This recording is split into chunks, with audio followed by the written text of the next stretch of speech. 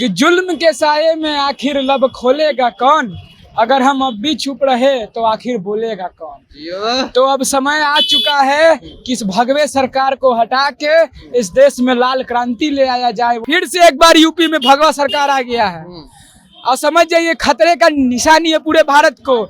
भले ही जो लोग समझ रहे हैं कि हिंदूवाद आ रहा है, असलियत है कि वो आतंकवाद आ गया उत्तर प्रदेश में। जीता नहीं रहा है बल्कि इसको लाल फीताशाही वाला लोग जो ब्राह्मणवाद हावी है जैसे कहा जाता है, वही ब्राह्मणवादी सोच के लोग उसको जितवाने का कार्य कर। दूर ट्रक ईवीएम पकड़ा रहा है साहब, कहाँ आप हैं? जनता अगर वोट देती तो दूर ट्रक ईवीएम पकड़ा जाता।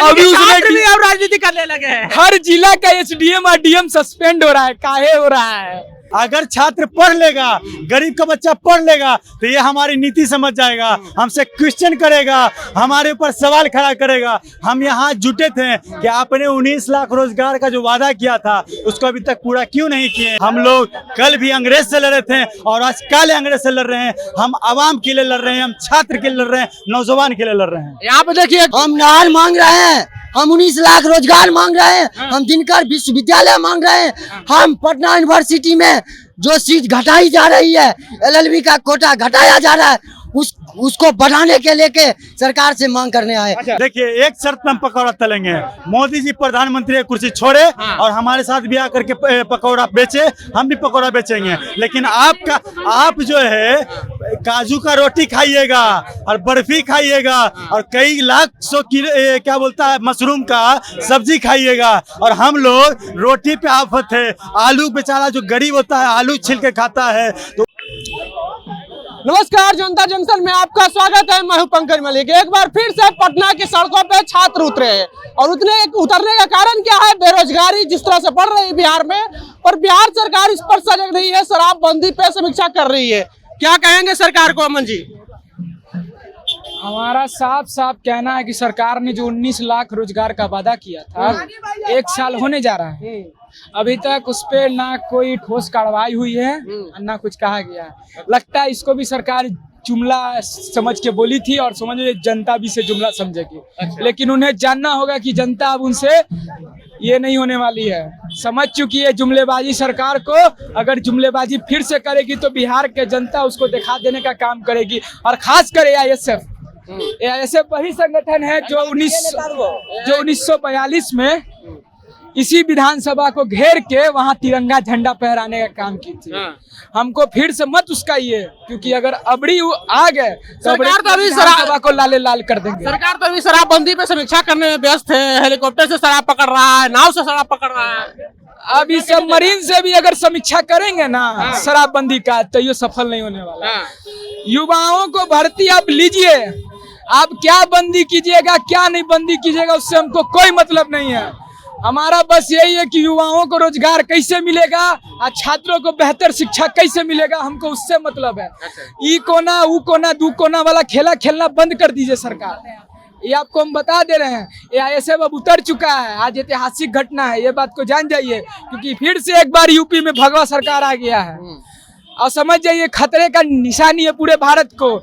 भले ही जो लोग समझ रहे हैं कि हिंदूवाद आ रहा है, असलियत है कि वो आतंकवाद आ गया उत्तर प्रदेश में। जनता की गलती है, समझना होगा। बीजेपी तो गलती कर रही है, लेकिन जो उनकी खुशियों में जो जनता शामिल हो रही है वो सबसे बड़े जिम्मेदार होंगे। तो आपको समझना होगा। इसीलिए आईएसएफ ने जान कि भाजपा ने काम किया तभी तो फिर से सत्ता दूर आ रही है ना।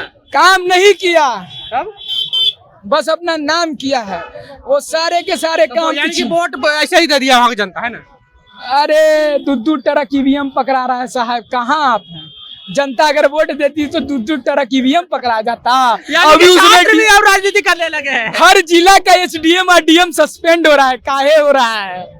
इसके पीछे का क्रोनोलॉजी को समझिए। अच्छा, ये सरकार जीत नहीं रहा है, सरकार को कोई जीता नहीं रहा है, बल्कि इसको लाल फीताशाही वाला लोग जो ब्राह्मणवाद हावी है जैसे कहा जाता है, वही ब्राह्मणवादी सोच के लोग उसको जितवाने का कार्य कर। यानी कि बीजेपी अगर यूपी से हार जाती तो वहाँ पे ईवीएम ठीक रहता। अरे ईवीएम ठीक रहता तो हम लोग जीत जाते हैं, बीजेपी नहीं जीतती। ईवीएम खराब है, ईवीएम। अरे इतना सारा पोस्टल बैलेट पेपर पकड़ाया है। अच्छा, आज जब पोस्टल बैलेट की गिनती होती है तो बीजेपी एक के बार 200 पे पहुंच जाती है पहले रुझान में। अच्छा, ये किसका काम है? ये बीजेपी की पूरी तरह से बीजेपी और जो लाल फीताशाही, यहाँ तक कि जो इलेक्शन कमिश्नर है, जो हेड है, वो भी बीजेपी के साथ मिला हुआ है। डीएसपी से लेके डीआईजी वाजी सब मिला हुआ है लाल फीता। और बीजेपी को जनता नहीं जिता रही है, जो लाल फीताशाही प्रशासन के लोग हैं वो जितवा रही है। और एआईएसएफ इस बात को समझ चुका है, और जिस बार जो उतरा है, अगले बार हम फिर से और ताकत से आएंगे और इसको धक्का मारने का। और इस बार तो विधानसभा घेरने आते, अगला बार संसद घेरने जाएंगे। अच्छा, तो ये वायरल बॉय है अमन जी, और भी कुछ लोगों से बात करना चाहेंगे। क्या नाम हुआ सर? मेरा नाम मीर सैफ अली हुआ। आप लोग सिर्फ राजनीति करने के लिए सड़क पर उतर जाते हैं, बेरोजगारी तो है ही नहीं भारत में। देखिए, हर चीज में जब राजनीति है और हम पढ़े लिखे युवा हैं, तो राजनीति क्यों नहीं करें, क्यों नहीं समझें? ये सरकार को इसी से तो दिक्कत है। अगर छात्र पढ़ लेगा, गरीब का बच्चा पढ़ लेगा, तो ये हमारी नीति समझ जाएगा, हमसे क्वेश्चन करेगा, हमारे ऊपर सवाल खड़ा करेगा। हम यहाँ जुटे थे कि आपने 19 लाख रोजगार का जो वादा किया था, उसको अभी तक पूरा क्यों नहीं किए? आपने बोला था, आप पटना विश्वविद्यालय से पढ़ के निकले हैं मुख्यमंत्री महोदय, आप यहाँ से पटना विश्वविद्यालय से कई मुख्यमंत्री निकले हैं, कई आईएएस और आईपीएस निकले हैं, अभी जो केंद्रीय मंत्री जो बने बैठे हैं, बहुत लोग यहाँ के हैं।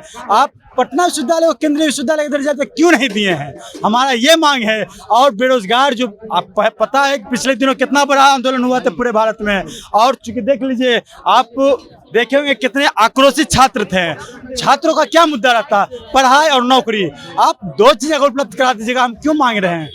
हमारा क्या मांग है कि आप पढ़ाई नौकरी दीजिए, हम कुछ नहीं करेंगे। नौकरी के लिए मोदी जी तो पकौड़ा तलने के लिए रोजगार दे ही दे, तो आप लोग और क्या चाहिए आप लोग? देखिए, एक शर्त पे हम पकौड़ा तलेंगे, मोदी जी प्रधानमंत्री की कुर्सी छोड़े और हमारे साथ ब्याह करके पकौड़ा बेचे, हम भी पकौड़ा बेचेंगे। लेकिन आप जो है काजू का रोटी खाइएगा और बर्फी खाइएगा और कई लाख 100 किलो क्या बोलता है मशरूम का सब्जी खाइएगा, और हम लोग रोटी पे आफत है। आलू बेचारा जो गरीब होता है, आलू छिल के खाता है, तो उस जो मोदी जी के खिलाफ बोलता है छात्र, वो टुकड़े टुकड़े गैंग का मेंबर है। देखिए, ये एआईएसएफ है। एआईएसएफ 1936 से बना था। ये हमारा इतिहास है कि 7 मूर्ति जो लगा हुआ है, 7 मूर्ति का शहीद जो है, उसमें 4 साथी हमारे शहीद हुए थे। हम लोग कल भी अंग्रेज से लड़े थे और आज काले अंग्रेज से लड़ रहे हैं। हम आवाम के लिए लड़ रहे हैं, हम छात्र के लिए लड़ रहे हैं, नौजवान के लिए लड़ रहे हैं। यहाँ पे देखिए, गाँव और खेतों के बस सम्मान नहीं, नहरों का हो निर्माण। क्या कर रहे हैं? सब हम आपके ही खोज में थे। जनता जंक्शन आएगा और हम अपनी बातों को जनता जंक्शन के माइक पे रखेंगे। रख दीजिए बात रखना चाहते हैं आप। इन सरकार, ये नीतीश कुमार सरकार को देख रहे हैं, ये ड्रामा कर रही है, और ड्रामा ऐसे कर रही है जैसे कोई दिखावा करता है, जो नौटंकी करता है वैसा ड्रामा कर रहे हैं। झूठ बोल रहे हैं आप। हम झूठ कैसे बोलते हैं? शासन की सरकार है। अगर सुशासन की सरकार होता तो हमारे बेगूसराय गढ़पुरा में नहर का निर्माण होता।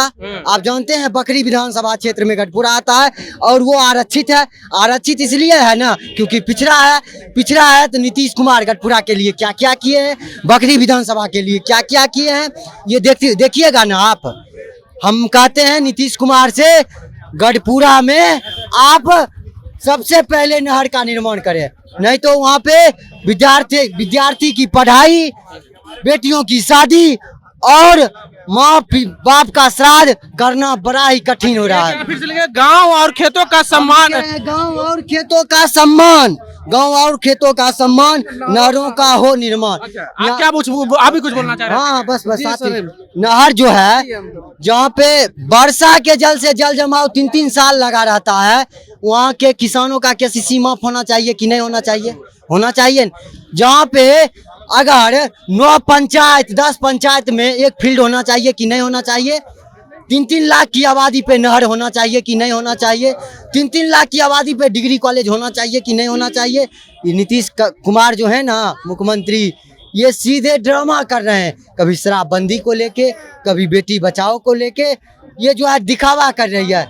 हम सरकार से यह दरखास्त करते हैं और मांग करते हैं कि आप बेगूसराय में दिनकर विश्वविद्यालय और किसानों के हितों के लिए, किसानों के मान, स्वाभिमान और सम्मान के रक्षा के लिए आप नहर का निर्माण जल्द से जल्द करवाएं। नहीं तो आप नहर मांगना है कि रोजगार मांगना है? पटना देखिए, नहर ये बताइए, नहर या रोजगार मांगना है? हम नहर मांग रहे हैं, हम 19 लाख रोजगार मांग रहे हैं, हम दिनकर विश्वविद्यालय मांग रहे हैं, हम पटना यूनिवर्सिटी में जो सीट घटाई जा रही है, LLB का कोटा घटाया जा रहा है, उसको बढ़ाने के लेके सरकार से मांग करने आए। अच्छा, तो देखिए यहाँ पर पटना की सड़कों पे फिर से छात्र उठ रहे हैं और इधर यूपी में, उत्तर प्रदेश में विधानसभा चुनाव और अन्य राज्यों में नतीजे आ रहे हैं। बहरहाल आपको हमारा वीडियो कैसा लगा, आप अपनी प्रतिक्रिया कमेंट बॉक्स में जरूर दें। अगर आप यूट्यूब चैनल पर देख रहे हैं तो चैनल को सब्सक्राइब कर लें, फेसबुक पेज पे देख रहे हैं तो पेज को लाइक कर लें। मिलते हैं अगले वीडियो में, धन्यवाद।